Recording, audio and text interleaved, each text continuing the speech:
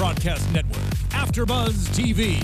Over 20 million weekly downloads in over 150 countries, and your #1 source for after-show entertainment.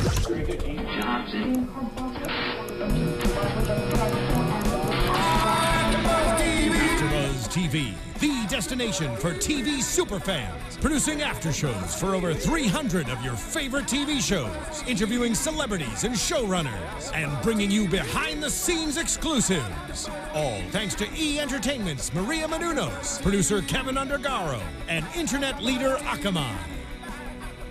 Now, let the buzz begin! Hello, everyone! Yes. Welcome to AfterBuzz TV SmackDown After Show. We are here doing it on a Sunday because Friday was the holidays. I am Kaori Takee, and I've got two handsome gentlemen with me. I've got Leeman Parker. Hello. Thank you for having me. And we've got Tom the Calm. You may know him from Main Event. I am here. I am here on SmackDown. I'm invading SmackDown tonight. And I'm okay with that. So we've got some stuff to talk about, so let's just get into it. But before we do, CM Punk recently had an interview with Colt Cabana. Yes. And unfortunately, I didn't get to listen to all of it. I don't know how much you've listened to. I just watch AfterBuzz all the time, so I never see anything else. Okay, well, you'll get your fill right here. Okay. And, well, Tom has a lot to say about it. It was very eye-opening. I'm sure, you know, people in the chat room are talking about it. I mean, if you're, you know, into wrestling and, like, in the wrestling community, like, it's a big buzz going on right now. And one thing I'm interested in is tomorrow night they're doing Stone Cold's podcast live on the network with Vince McMahon. Now, you know, if you're Stone Cold, you should bring this up, hopefully, if you're listening, Stone Cold. I want you to ask Vince about this because, you know, we heard Punk's side of the story of what went down. You know, there was always two sides to it, so I'd love to hear Vince's side of this story. Do you think he will? I don't know. There's a lot of bad blood between those two. Yeah. Well, I remember my early 2000 wrestling. With Stone Cold and McMahon, yes. Yeah. I mean, I think they're kind of, you know, at least past it now. But, yeah, I think it'll be... I would hope Punk or Stone Cold would bring it up on the podcast because it's a buzz around the... It's wrestling huge. world. I mean, we've been waiting for CM Punk to say something for almost a year now, and it's a 2-hour-long podcast. And there's going to be another part this week coming up, too. That's where it's like dangerous. Fans are writing in questions that they're going to answer.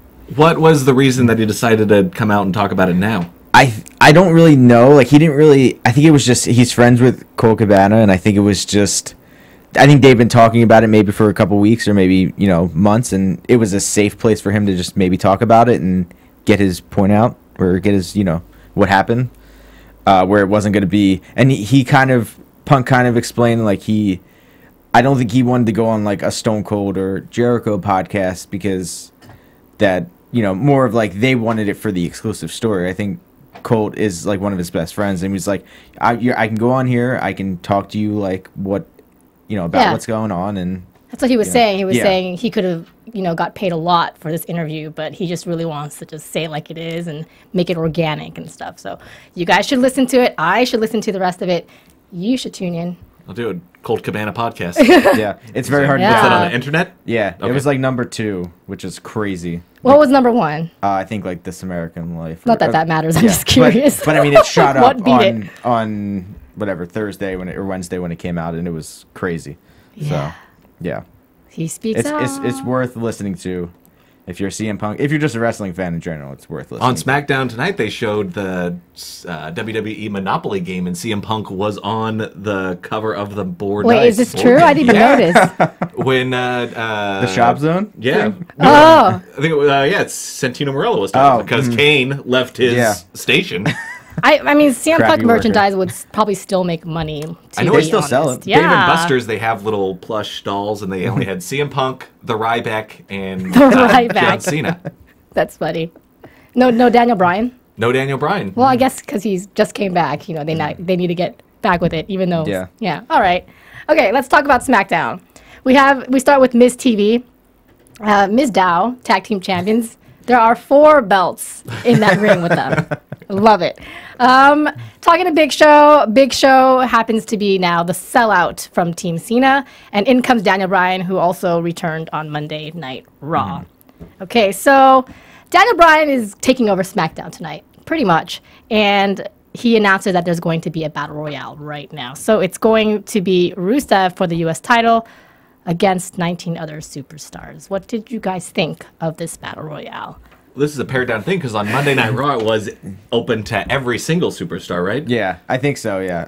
Yeah. You probably realize that's a little uncontrollable. Yeah, there was a lot of wrestlers that I'm glad got some TV time in that match. Like who? Who did you miss? Gabriel, Justin Gabriel. Okay. It was good to see him still cashing a check. He had some nice hair going on. Yeah. He was the first one out, though. Was he? I missed everybody coming out. I just saw it in the ring when they were all. You got starstruck with Justin Gabriel. Like, did they introduce Justin everybody Gabriel individually? No. No, God, no. Yeah. That would be the whole SmackDown. Yeah. So, what did you think, Tom? I thought it was good. I mean, a good way to start it off because on Raw it was Rusev and Lana were supposed to say the Pledge of Allegiance and they didn't, and that was I was left kind of like, all right, well, are we gonna have this battle royal? Like, why are you giving out a punishment and now nothing happens? But I mean, I'm glad they did it on SmackDown. It made sense. It was funny that Mizdow eliminated himself. Oh, that was the best part of the match. I think I don't think I'll ever get tired of Sandow being Mizdow. And the ending with Rusev, Cesaro, and Tyson Kidd with Swagger. Swagger's pretty much dominating, but then of course Rusev takes the win. What do you think is developing here? I mean, it seems like they're going for Rusev Swagger. Yeah. At TLC. I wouldn't mind seeing Cesaro in the mix too because they were the last three in the match. Well, so we've already seen Rusev and Swagger fight. He wasn't even the last one in the run of American people trying to beat Rusev, right? Yeah, no, he wasn't. No. But yeah, it could be interesting to see what they do with it. It seems like maybe a ladder match or something different. Yeah. Because they don't. I mean, I don't see Rusev losing anytime soon. No, I don't think he's gonna lose it. He's on a streak. Did they already do a flag match? Do they have flag matches? They did. They did have a flag match. Yeah, that's been done. I actually, everyone knows that I'm not a big Rusev fan. I think he's kind of boring, but as of late, he's not that bad. I'm actually okay. He's catching momentum for myself, and it's nice to see Tyson Kidd back out. Yeah, he's doing his thing. So. I'm glad he made it to the Final Four. He did. That was cool. That's pretty far. Yeah. Maybe they're gonna do a big thing with Tyson Kidd and Rusev, and Tyson Kidd will be the first person to pin Rusev to really put him over. That would be awesome. I'd be fine with that. Yeah. Would that be believable in the world of? I think so. I mean, I don't know. I mean, Tyson's a good wrestler. He's entertaining. So. He is. I mean, definitely give him a big push. How long has he been out before he came back? Like how long he was out? Yeah. Was he out with injury? I think a year or so, maybe a little more than that. Yeah, it's been a while. It was a while. Yeah, so. He's a lot more on Total Divas now than he is in wrestling, but he's on Main Event a lot too. So, oh, okay. Yeah. That's where you can find Justin Gabriel, by the way. He's good. I'm glad it can find him. If you need your Justin Gabriel fix, check out Main Event. Then check out the after show. I only watch the after show. I don't need to see him live. I just need to see you guys talk about it. Okay, so then we see Kane selling WWE merchandise. Santino selling, I think, is the wrong word. He was giving shirts away to kids. You're right. He was donating shirts. Very unhappy. He's like, I'll give you Ryback shirts. And he only gave away Cena shirts, too. Cena shirts, yeah. So. He's not going to give away Kane shirts because he gets a percentage of that. Yeah. And Santino comes in and he wants a Ryback shirt specifically, but Kane does this weird thing that scares him off. By looking at him? Pretty much. So, okay, that was odd, but I guess we're going to continue to see this this table for a while, this merchandise happening throughout this episode. Then Bray comes in, and there's a recap of Ambrose TLC on Raw with Bray, and then there's a New Day promo. What do you guys think of this New Day promo? Because this might be the last one before. Well, it is the last one before we get to see them. So what do you guys think of like the New Day promos? Going up to this point, were you excited about New? I was excited when I first saw it, 2 months ago when they started these. You were? Things. Yeah, when they first came out, this is kind of cool, like a new character coming out. I was more excited for this one than I was for Adam Rose. When I saw his, I was like, oh, this is boring. But like, this is exciting. It's a cool thing. Then I kept seeing it over and over, and it's the same thing over and over and over. But isn't that what they always do? It's always over and over and over. But there was 3 different people. It's like, you should do 3 different, not, you know, the 3... You got 3 black guys coming out doing the same thing over and over again. It's not because they're black. Oh gosh! All right. I mean, I thought it was good. I liked it. I liked that they did 3 separate ones of like each person though. That was at least good of at least introducing them into the group. Because at first they made it seem like it was just Xavier Woods, and I was like, oh, you know, I like Xavier Woods, but they already kind of put them as a group before, and then they took them off TV. So I was like, oh, I guess they're just pushing him. And then once I saw the Kofi one, I was like, all right, cool. So I'm, you know, guessing Big E is in this group too. So I don't know. I was excited about it. Yeah, it's catchy. Makes me want to clap along with it. I'm excited for them. Yeah, we watched that promo and you were not clapping along. I don't remember seeing you clap along. That's true. You're lying to us right now. I guess not. I don't know. But I actually like seeing that they're doing something with Kofi, and he's not just the high flyer. Not just the high flyer. They're doing something with Big E. They're doing something with Xavier Woods. Mm-hmm. So hopefully they do better than Los Matadores. I think they will. I think they've already did better than Los Matadores with this one match tonight. Yeah. But I want to go backwards for a second because I failed to mention that Bray he not only came in, but he had a quick promo. Mm-hmm. What did you guys have any comments about that? I thought it was a good promo by Bray. I mean, he's always, I mean, what can you not say? Like, it's never like a bad promo with him. It's always interesting. I kind of like this angle now that he's taking with Dean Ambrose that, you know, he just wants to destroy him even more than, you know, he wanted to before. So he kind of just wants to, I don't know, bury him. What do you think of this rivalry? It's not my, I thought it was going to be a lot better. Okay. When he first, you know, saw this happening, but the match at TLC was a great match, or at Survivor Series. So I think TLC. Okay, yeah, I think TLC is going to be a good match too. I mean, I could see these two out of all the people that have had like crazy matches. I could see them at Royal Rumble having a buried alive match. Okay, I think it'd be interesting. Yeah, like they go to TLC, they destroy each other, they come out of that, and you know most buried alive matches involve either the Undertaker or Kane against somebody, but I think the Undertaker's getting old. If we ever want to see that match again, it's got to be somebody like a Bray Wyatt that can, you know, bring that match back. So I don't know. That's my thing. I think it'd be cool to have. Cool there you go, writing again. Yeah, that'd be real exciting. Writing away. What do you how do you feel about this Ambrose versus Bray? Like I was really excited about like the idea of them, you know, having a rivalry was great. I wasn't a huge fan of the Survivor Series match that they had. I was a little underwhelmed by the whole thing. But they're like building up for the tables, ladders, and chairs match.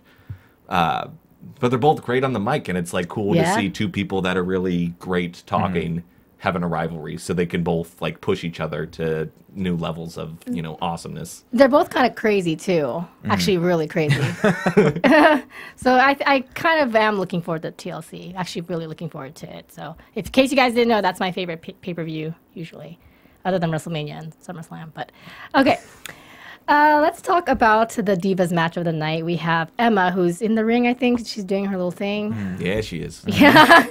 Love that dance. See, do you really? We like Emma on this side. Oh, okay. The fun stops here. Oh, no. She's okay. She's a decent wrestler. I'm glad she's not with Santino anymore doing that weird romantic bit. It's weird. Anyway, So there's a recap of Survivor Series as Nikki defeats AJ for the Divas title. Ooh, surprise there, right?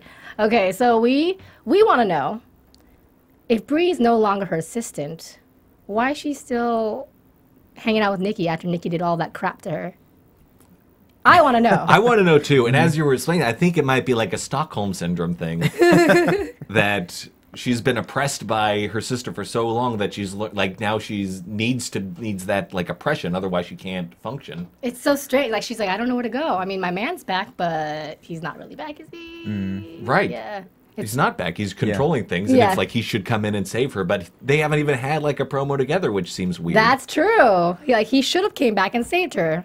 That would have been great. But it seems like they want to they're trying to keep them apart because if Brie's bad, then they don't want her to be with Daniel Bryan. You know what I mean? Like, but Brie is good. They kind of want us to think that we are not that intelligent, and if Brie is hanging around with Daniel Bryan, that means Daniel Bryan's bad, right? I don't know. Sometimes I feel that way. It's just odd. I mean, if my twin sister was being snatched to me, and out of nowhere, I was no longer in her control, I would not be hanging out with her. But she helped her win the belt too. I mean, like, it's still odd. Yeah, right. Like, I guess Brie's the better person. This is where the whole storytelling doesn't make sense. Of you have a 3-hour Monday Night Raw, you have an hour main event, and a 2-hour SmackDown. Mm-hmm. It takes less than 2 minutes to run a little backstage segment of, oh, Nikki, I'm glad or Brie, I'm so glad you've saw things my way and have decided to help me win the Divas title, and are my sister again, and I don't care that I'm glad you didn't die in the womb. Yeah. Like, you know what I mean? Like, come on. So I think you're saying that WWE needs to expand their programming to add more time? No, not enough time. Yeah, they need more hours of wrestling in a week. Maybe a whole show dedicated just to Divas wrestling. Yeah. I wouldn't mind that, because we usually get such a short amount of time of Divas wrestling. I know you guys are like, what? That would. I mean, it's true. If they had more people, I mean, they have a lot of divas. It could be pretty interesting if they took like an hour. Yeah, all you need is an hour. You need just half an hour for like 2 matches. Mm-hmm. Would this take away from the Divas wrestling on SmackDown? Because if so, I'm for it. I wouldn't like that. I don't know. I feel like the Divas match, it's like coined for bathroom breaks for everybody nowadays. Yeah. And, yeah. It is. It's just... And, this one was obviously a very short match. We have Emma versus Nikki. Obviously, Nikki wins with the rack attack. Mm-hmm. What do you guys think of this move, by the way, her rack attack? Do you like it? I think it's a cool-looking move. Yeah, I like it. Of the ladies' moves, I think it's the most impressive. No You don't think so? Yeah, I think so. I agree. What do you think's more impressive? I like the Black Widow, guys. Yeah, but that's more, it's like... What? I don't know. It shows like Nikki is... she's obviously really beast. strong. Yeah. Boom. Mm-hmm. That she can lift all those girls up on her, up on her shoulders and deliver that move. But then in the same vein, it shows AJ's very, swift and agile, so she can do that little twist thing.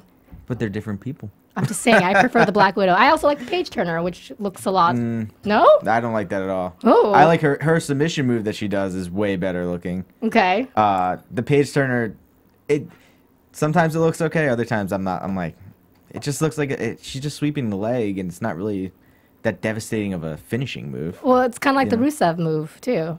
His finisher, whatever that thing is called. The submission? The accolade? Yeah. No, but that's like that would hurt. I don't know. I hate submission moves as finishings because I always imagine like there being a fight between people, just like a talking fight, and then Stone Cold kicking and doing the stunner. Yeah. Like that's how it's supposed to end. But we got to do a submission when like Alberto Del Rio, whenever he had a rivalry, he's like, oh, it's going to end with him putting this guy in an armbar. Yeah. It's like that's not exciting. I want to see him knock this guy out. Yeah. So I'm always underwhelmed when their finishing moves are submissions. Oh, that's a good point. It depends. I don't know. I'm kind of like, I agree with you that, sometimes, like, the armbar is not, like, but I think, Daniel Bryan, the S-Lock, I think is a good move because, they're really trapped and they really can't really get out of it, so. And the Black Widow is the same way. I love the Black Widow. What's your favorite submission move? Oh, I don't even know. That's a hard question. Maybe Sharpshooter. That's just, Yeah. just a cool move. Yeah. I like the ankle lock because it seems so ridiculous. It's kind of ridiculous. That you're like holding their ankle and like everything else is free on this guy. Yeah. Well, it depends who does it. When Kurt Angle does it, I believe it. Yes. Jack Swagger, not so much sometimes. But when Kurt Angle would do it, you'd be like, okay, I wouldn't want him to put me in that move because he's going to break my ankle. Well, there you go. That's the viewer question of the week. What's your favorite submission move? All right. So let's talk more because Nikki is talking smack at AJ, and I'm thinking, why is she talking to AJ, but AJ's not even around? But then AJ comes in running, looking perfect. I like her in her jeans and her white beater. I like her anywhere. But anyway, so I kind of miss her having the belt, just saying. But it's only been like 5 days. I know. 5 days too long. 5 days. It's been longer, actually. It's been a week. Well, it's for us. Yeah, sorry. I'm thinking it's Friday. Oh, yes, it's Friday. Let's pretend it's Friday. Okay. All right, so it goes back to the merchandise area, and everything's messed up. It's all Kane chaotic. Is nowhere to be found. No, Kane. the table's broken. Anybody could just come up and steal all those T-shirts, and nobody has. Nobody. It should have been empty. It should have been no merchandise left, because Kane left his post. And why? If I was walking by, hey, I'm an honest person, but if there's just T-shirts laying on the floor, If there's no sign that says "Don't take these Exactly, T-shirts," you yeah. assume these are free T-shirts. there's no cash register. There was nothing. Even if it says, take these, well, yeah, obviously, take these T-shirts. Bad joke. Okay, let's move on. Okay, so in comes Ryback, and there's a quick recap where he pinned Mark Henry, and then Seth Rollins, Mr. Money in the Bank. So it's Ryback versus Rollins. Overall, I thought this was a really good match. Kane comes in, choke slams on Ryback, and suddenly the merchandise chaos makes sense. What did you guys think of this match? Ryback. Rollins is always great. Yeah. He's great with an any match. Like Yeah. I think he brings out the best in all the competitors. Yeah, he Because does. I remember like the Ryback Cena rivalry from a couple years ago, whatever. Like those were so underwhelming in Really? my mind. Yeah, like I didn't Yeah. like them because you know they both got set moves, but like I think Seth Rollins is really good at like coming up with unexpected things, and so it's like exciting to see where this match is going to go. Yeah, for sure. Yeah, I agree. That the power bomb that he hit on Ryback in the corner, I was like, Ryback's like 300-some pounds, and he, ran across the ring with him on his shoulders to hit, throw him in the corner. That to me was just impressive enough for Rollins, and yeah, he has so many cool moves, and I like that. They did name his move on Sunday, that kind of like springboard knee he does like off the top rope. What is it Now named? they're calling that the drive-by. Okay. Which I was like, that's cool. I was like, that's a good move. Curb I was stomp like, and drive. yeah, right? Yeah, he's got some Okay. friendly moves. But yeah, so I think that, he has a lot of cool moves. And now that it's going to be like Kane and Ryback, I think that'll be interesting to see. I think it'll be good. They seem like in the same area in terms of built. Yeah. If that makes sense. I'm with powerful, Yay, big guys. So. me. Okay. But is it yeah. going to be like we know what regular Kane wears his Kane outfit. Corporate Kane Kane wears Yes. the dress pants. But what does concession Kane wear when he wrestles? He can wear popcorn. And his hairnet and Yeah. I don't know. Oh, hairnet. An apron and, I don't Rubber yeah. gloves? Yeah, right? But not like the good rubber gloves, like thin Yeah. ones that don't have elastic or Oh anything. gosh. Oh gosh. Okay, so let's talk about the 6-man tag team match. Curtis Axel, Heath Slater, and Titus O'Neil. Slater Gator. Slater Gator. What do you think of Slater Gator? I miss Hornswoggle dressed as the Gator because now it doesn't make any sense. Yeah, but then they would have been 2.5. And then they would have said, let's get Los Matadors in there. And we Well, would have been just- unhappy. Well, you couldn't get Los Matadors. You'd have to get like a tiny little midget black person to be part of a New Day. You would have to. It wouldn't make any sense to have a little bull. Yeah. A little bull. Are there any? There's no midget black wrestlers in WWE currently, right? I don't know. No. There probably is, but we Not they're on in the roster. WWE. Yeah. No.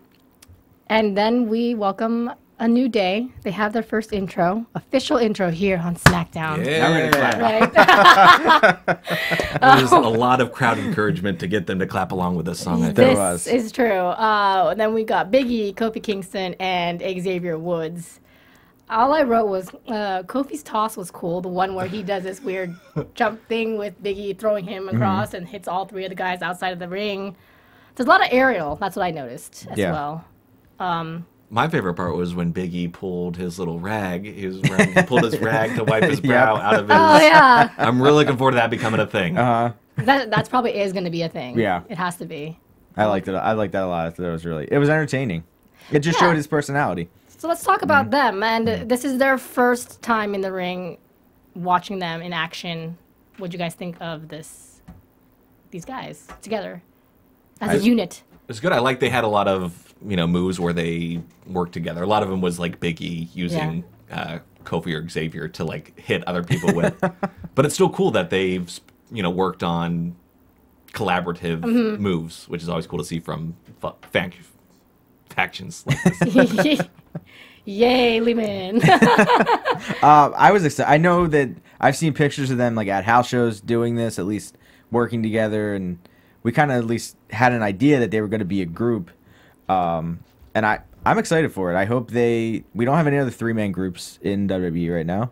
Yeah. So they need to fill that void. So I think if they can put on entertaining matches and, get the fans to get behind them, then I think it'll be cool. And it seemed like we kind of alluded to like maybe their first feud later on with Goldust and whoever and Stardust when they were. Well, I couldn't tell that promo if they were kind of alluding to that or not. That's what I feel like. It's going to be a lot of tag teams plus one versus them. Obviously, I'm just curious to see how that's going to work out. Yeah, or they just do like 2 of them fight and the other guy's on the outside of the ring. But yeah, I don't know. I think I'd rather see like 6-man tag matches because when with the Shield and the Wyatts, like they were really big matches that we haven't seen in a while since they both broke up. So yeah, it'll be a good. I don't know. Hopefully they'll fill the void of that, and I think the crowd will get behind them. And we were kind of talking like you said you wanted like the choir with them. Yeah, like this is their big. Yeah, it's probably gonna happen. I think it's gonna happen. I don't know. Maybe on a Raw. It'll like when they. I think this was kind of like, you have a restaurant and you have like a soft open.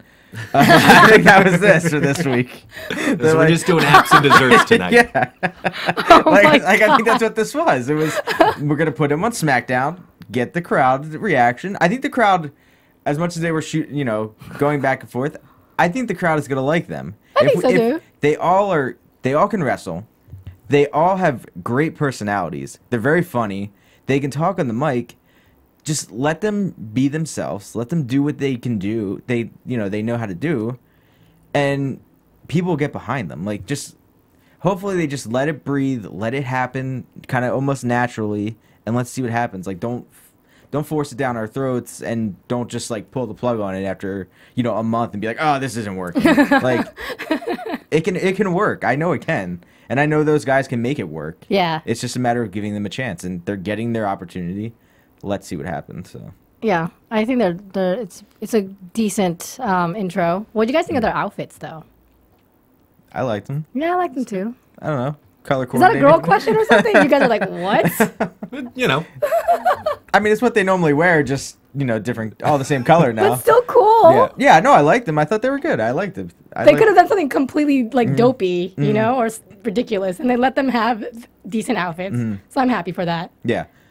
Like if they debut on Raw with the choir, it'd be cool to have the choir on the stage, and then like kind of have it be dark, and then like them show up in like, a spotlight on each person. Like one person's spotlight turns on, then the spotlight turns on the other, and then whoever's like in the middle, they all can come together, do that little pose they did. Like You've really thought about this. I actually just thought about this when we were watching. I have not thought about this until I saw this. But I just think they need to make a bigger, a grand entrance. Like they're a major group now, a faction that we don't have any other factions. No Authority. No, what other faction do they have? Has there been a faction that's come out like as good guys? Because like thinking back of all the factions that come out, they've all been heels coming out, which is I think an easier like position to start in. Yeah.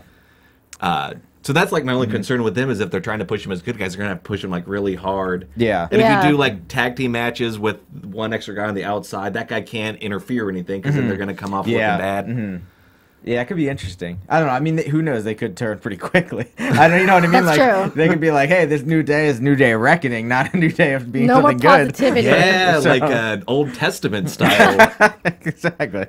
So you never know where they're going with this, but well, in that case, I think they should come out like suits and like preach. They should do. Well, they were kind of doing that before. Was that what they did before? I didn't see them before they became the New Day. It was very short of like it was only like 2 weeks, and it was Xavier. It was Big E and Kofi wrestling, Xavier on the outside of the ring, and he had like first night he came out, he had like a white like oh my god, like Brother Love suit on, and then the next time they saw him, he had like it was all like an all red suit with a white tie, and he was. I think they were going to be bad guys because he was just talking about how like this is our time, we need to take what's ours, like pumping them up that way of being like we need to take what's ours, not wait till it's given to us kind of thing. So, but then they just kind of disappeared and we haven't seen him in like 2 or 3 months. So that's kind of how I feel about Bo Dallas. Yeah, we haven't seen him. Where has he been? I don't know. I was actually like, wow, this guy, the moment he turns into an asshole, it's going to be terrific. But he completely disappeared. Yeah. They never pushed him into being a jerk. Well, he was trying to be good, but I think he it was like one of those like fake goods. You know what I'm talking about? From what I heard, he was supposed to be a good guy, but the crowd hated him in NXT or something like that, and so he's like, this is just going to do the same gimmick, but everybody's going to hate him now.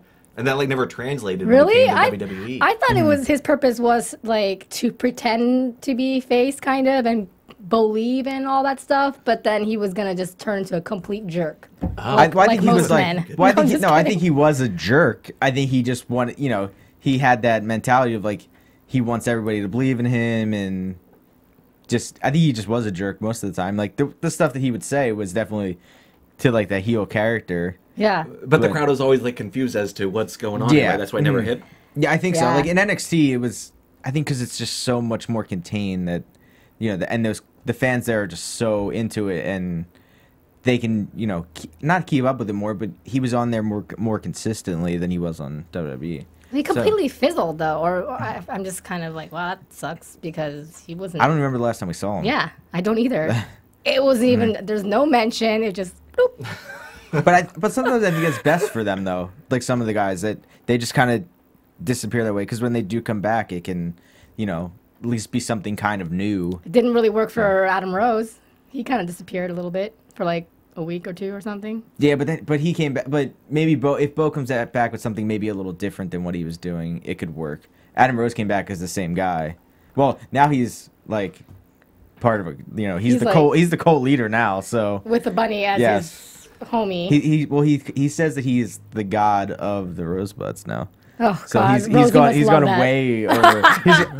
He's become interesting to me now than he was before, because now he's so against the bunny, and he's saved all these people, and I do kind of like him too. It's interesting. What do you think? I didn't know that was his new. That's kind of like the Bray Wyatt sort of thing now. Then I mean, any sort of time you can get some sort of cult leader. Remember when CM Punk was doing that too when he was heel. The Straight Edge Society. Yeah, all that's really, really great when you can make it very, very overtly religious. There's something that's weird about people booing that. And being upset about something that can be so pure and good. Yeah, and hey, Bray Wyatt had 2 guys with him, and never could get a 4th guy to add to that group.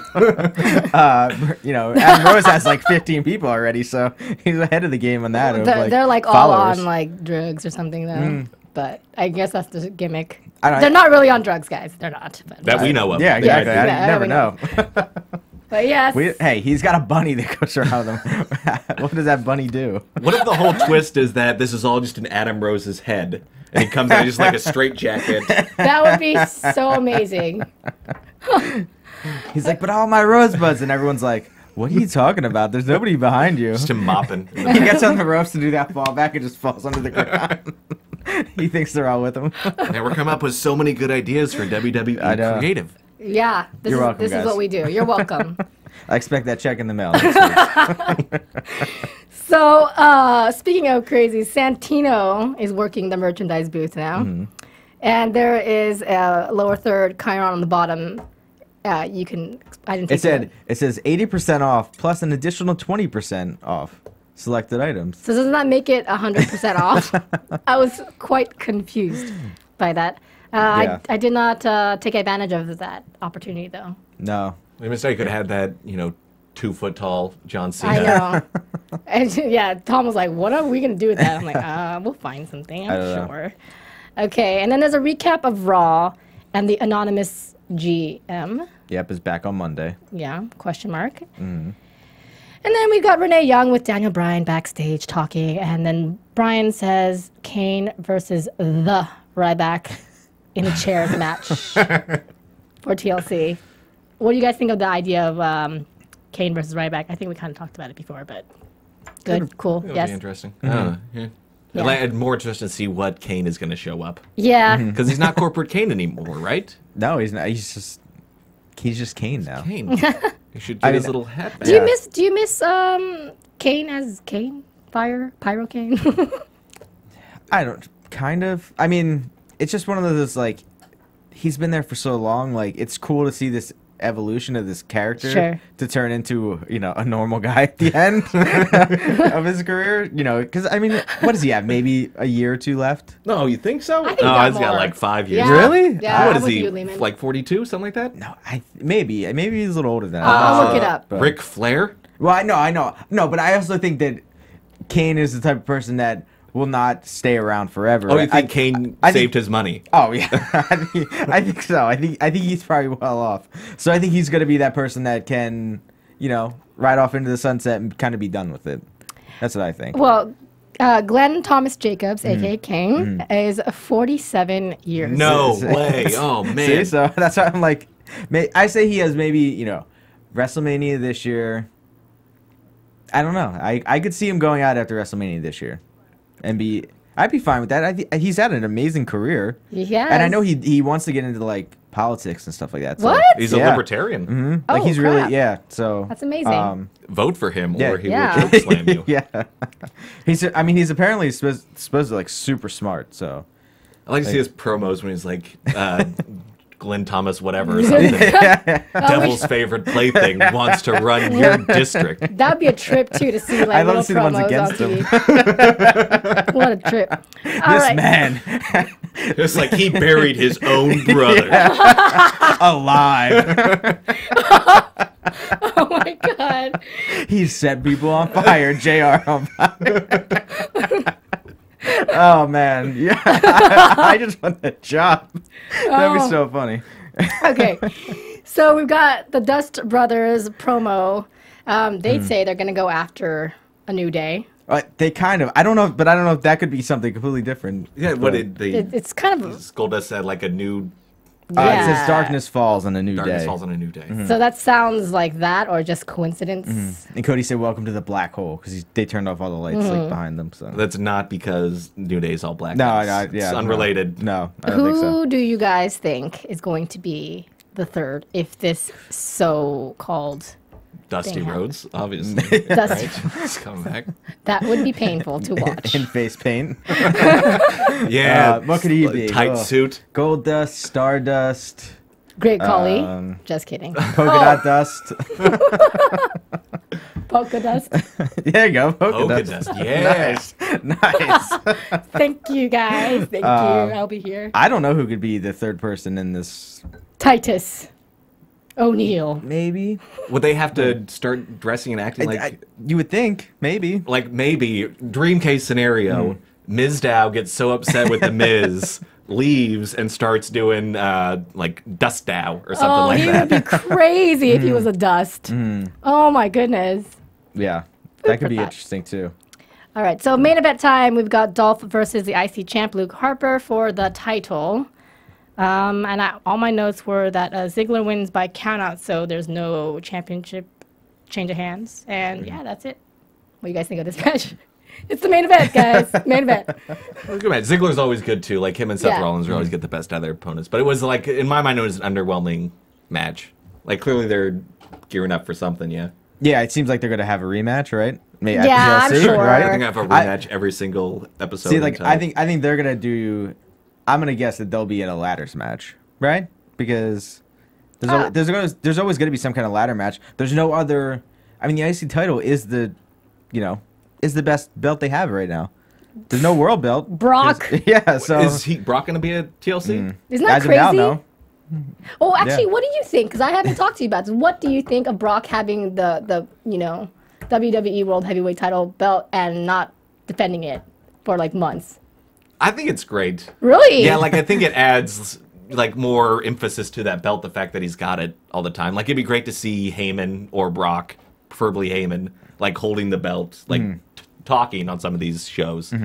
But I don't mind him not defending the title as long Really? as they make reference to it, because they haven't even like people should be calling out that he's not defending this title, and Paul Heyman should come out and go, he doesn't have to defend this title. He's the title holder. He can do what he wants, right? I think I- he should be defending it a little Like he more. should be Yeah. defending, but if he's not, I think they should make mention of it as opposed Yeah. to just. It doesn't have to be like nothing. every week, but I think at least on certain pay-per-views. I think we're about to go on the third pay-per-view where we haven't seen Brock at all. Yeah. I mean, so to have, at least for me, Survivor Series and not have a world title match is kind of crazy to me. It's I think Survivor Series is like the second longest running pay-per-view that they have. So I thought he would at least be back for Survivor Series.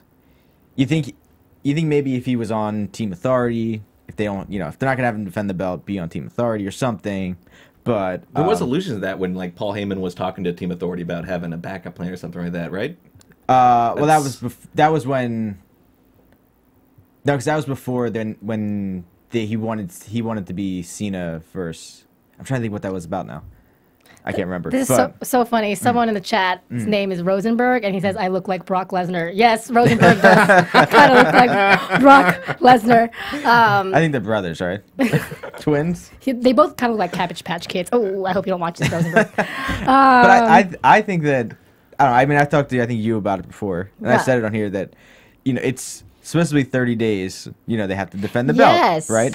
That was the rule before. And that's just like is that a wrestling rule or is that's that? Yes, that's a wrestling rule. But I think that kind of changed when Ziggler had it longer, right? Was it Ziggler? Who was it that had a belt for a while and then he was injured, so he just didn't do crap with it? Punk got hurt for a month and then he didn't have it, and then Ziggler was out because he had a concussion. So I think things are like kind of shifting. But Lesnar's not hurt. We know he's not hurt. He's at home kind of resting or doing whatever he's doing.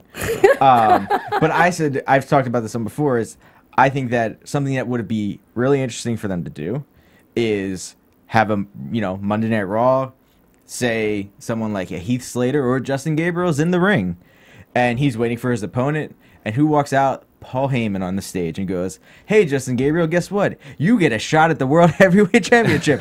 Brock Lesnar comes out, beats the crap out of him, pins him in like 2 minutes.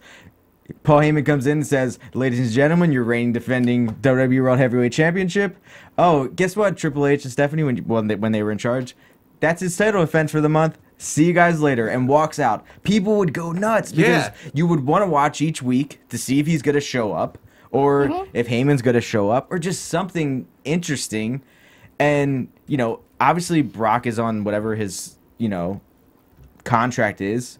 Like, pay him whatever he gets for a one-night appearance.